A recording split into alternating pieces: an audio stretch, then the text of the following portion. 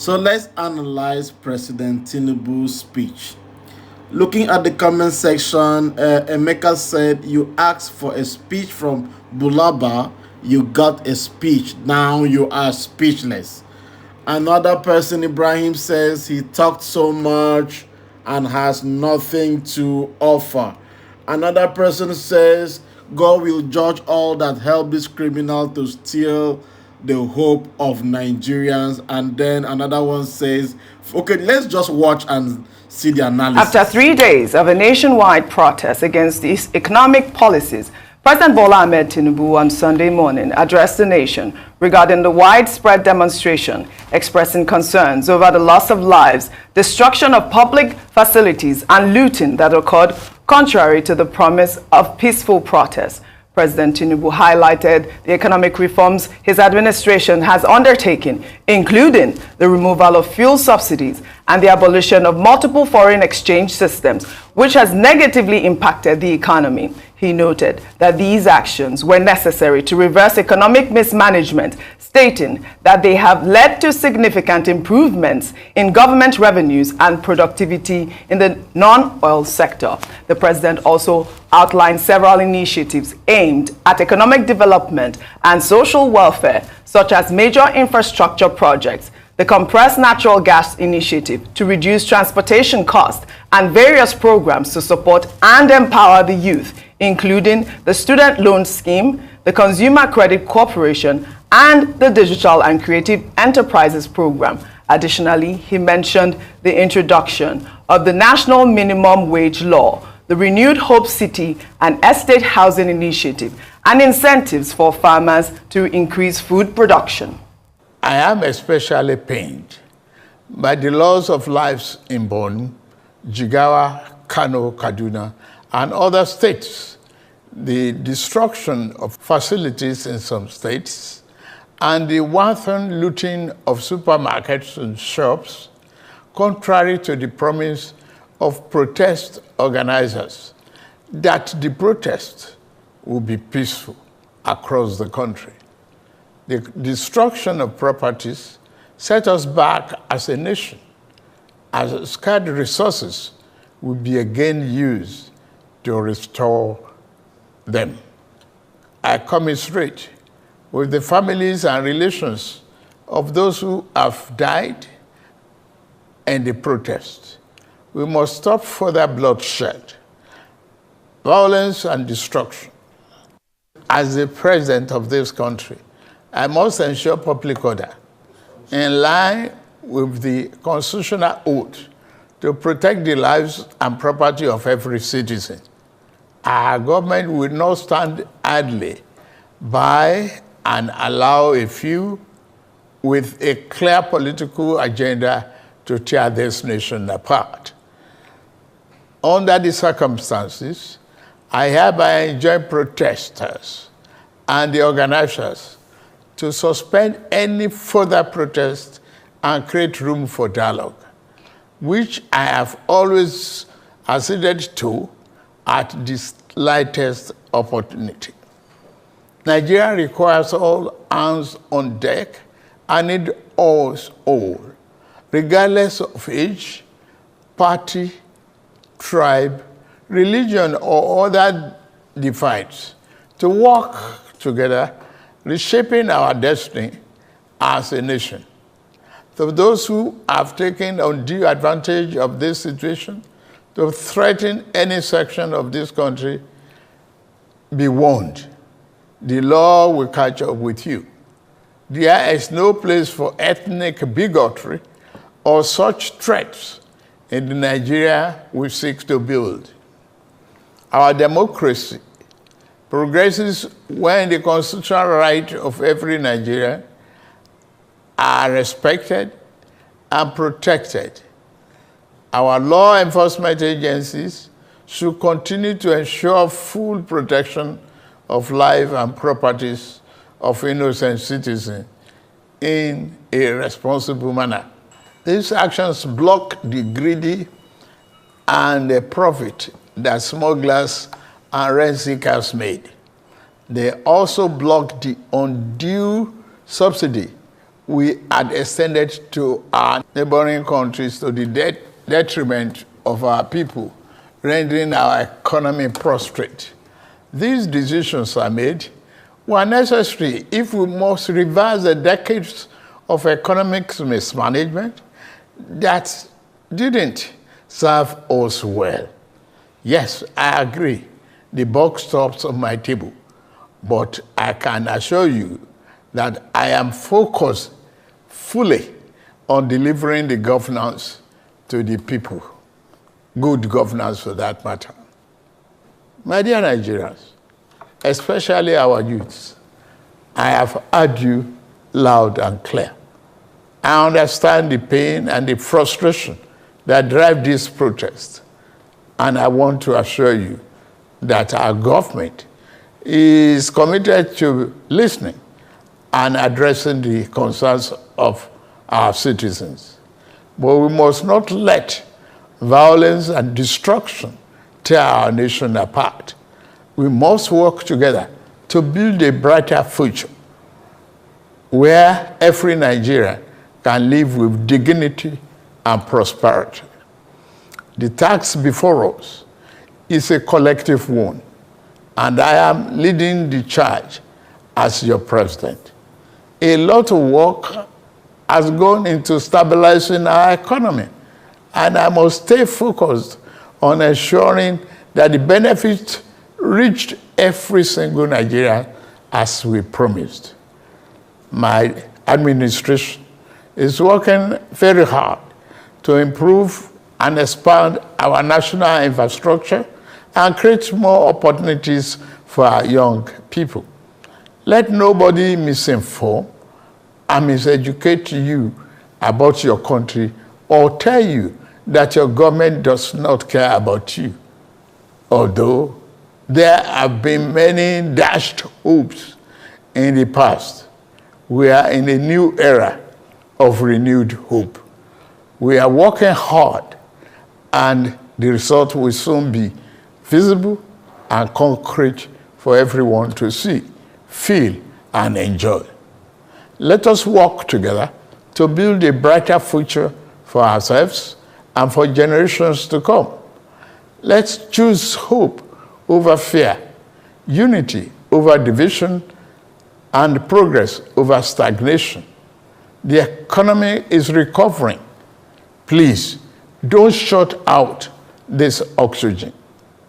Now that we have been enjoying democratic governance for 25 years, do not let the extremists of enemies of democracy use you to promote an unconstitutional agenda that will set us back on our democratic journey.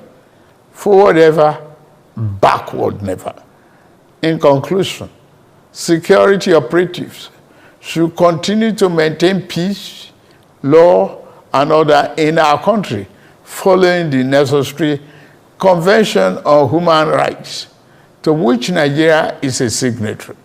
The safety and security of all Nigerians are paramount. All right. Steve, Adesua, Cheito, good morning. I mean, we have been waiting for the president's speech, and we have heard it. I mean, Nigerians have gotten what they wanted. But you know, a lot of questions have been raised so far, because I mean, we did see that the speech came out at 7 o'clock, and we have seen some reactions already.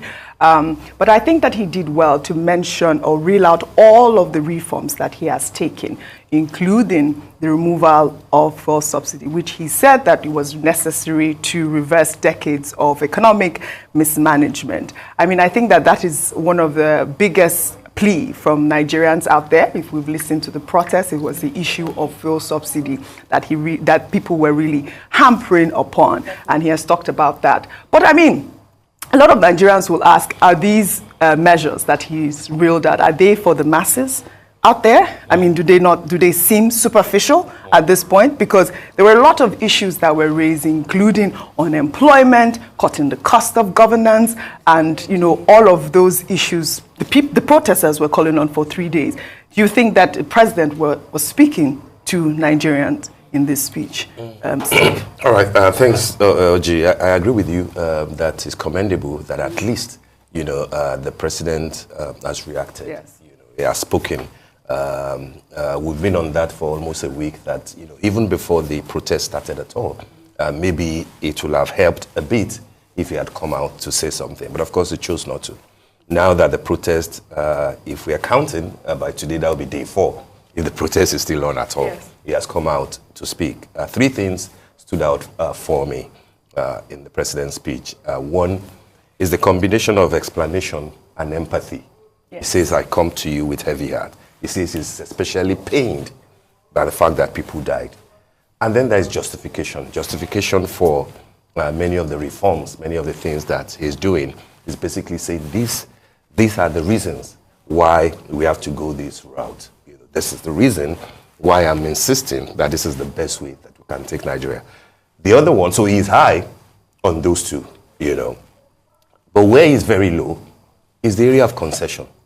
I looked at the entire speech, listened to him in total, reread, and what I missed is the area of concession. The president has not conceded in any way whatsoever to the specific demands that people are making. Don't get it, wrong. People are not saying that in 14 months and 2 days that he hasn't done anything. There are areas that people will say, okay, because of the reforms, these are the things that you have done. People are collecting student loans. There is activity. But the activities, do they match the pain that people are going through as a result of the reform? So I was hoping that the president will seize the opportunity to at least make 1 or 2 concessions, particularly in the area of the cost of governance. He didn't mention one thing relating to that, even if it has to do with personal sacrifice, the same way that President Ruto did in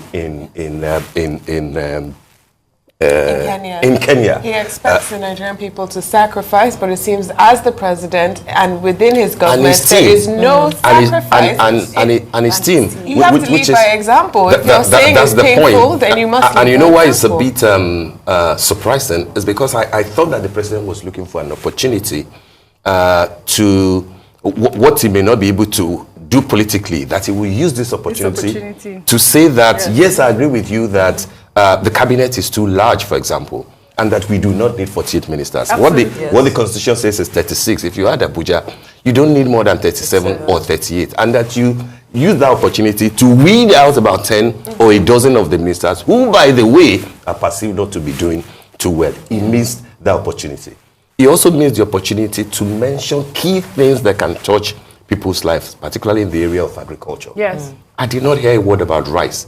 I did not hear anything about this is the specific. He was specific, though, about housing. Housing. I think he did mention so he mentioned the tractors from America. So he mentioned the tractors, and he did say that they were coming, and I think that that's very positive. But as we also have said many times, that agriculture is a multifaceted issue here. Our food security has to do with not just the technology and the inputs, but also insecurity in those regions. And so if he's mentioning one half and not talking about the other, then we're not going to have actual progress. And it goes to what you're saying. Do people feel your reforms? Exactly. It's good that we have MSME centers. It's good that we have a credit scheme. It's good that we have student loans. But the primary reason people came out is because they said we are hungry. And you did not address that. We are struggling to cope. We are struggling to cope, and that was truly not addressed. Definitely, just to touch on it before you go, I agree with all 3 of you 100%. And like you said, it would have been a really perfect opportunity for the president to come out and actually touch on the key issues. Another thing that, he's done it now, better late than never, but I wish he gave this speech way before the protest even kicked off, because the truth is, people have actually died. Properties have been destroyed. We saw, the Minister of Information and Technology, Bosun, come out and talk about how much was stolen, from the NCC. So the damage has already been done. This might douse it a bit, but I really do hope that it's not just, I think it will. I think the Nigerian people wanted to hear from them. This is day 4. It's meant to be a 10-day protest. We can see on social media that Monday is expected to be far bigger. Yeah, like and my point is, if there were no concessions in the speech, is the president therefore saying that the military should step in if the protest should... I have to say that these reforms that he has read out has been announced in the news for weeks. Yes. We've heard about the student loan, we've heard about this CNG for cutting the cost of transportation, and we have heard all of that. What we didn't hear was that cutting the cost of governance. If you recall, there was that broadcast that, Bayo Ononuga had debunked, which listed what Nigerians really wanted, and half of it was the fact that they needed the president to say, yes, I'm going to cut my salary, I'm going to reduce my cabinet, I'm going to make sure that my ministers are... Exactly. And also, there is also the 12th demand that he could have gone through and, speak to that. But I especially like the fact that he called on those who have used this opportunity or taken this opportunity to threaten a certain section of, Nigerians, saying that, there is no room for ethnic bigotry here. And I think that we need to set an example. They need to make sure that, these people are arrested and called out. The president did well in making sure that he highlighted that. I think that is quite important.